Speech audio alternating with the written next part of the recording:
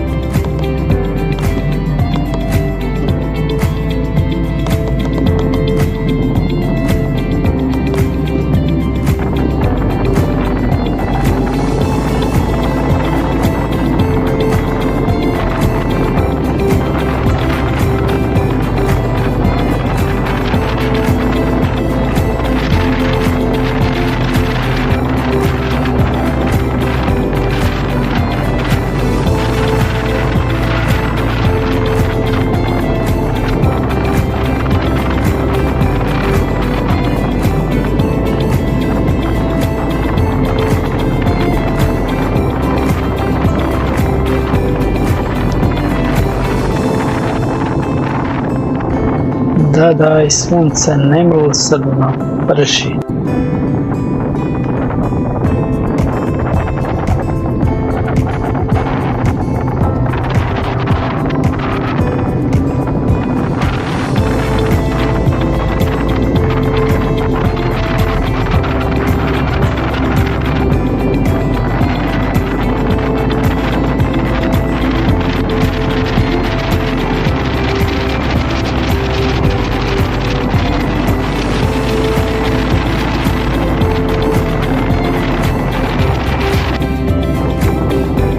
I eto, dočekali smo malo i hladovine, ali i velika uzmrenica.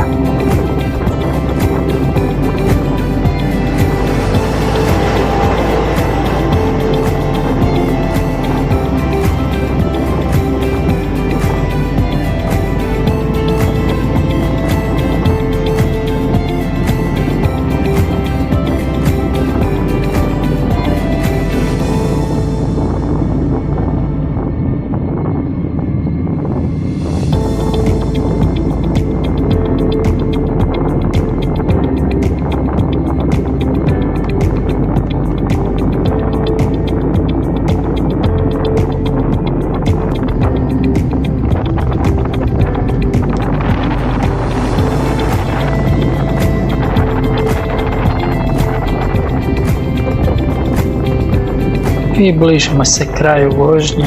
Ako vam se svidio video, slobodno se pretplatite, lajkajte ili komentirajte. Do gledanja, lijep pozdrav!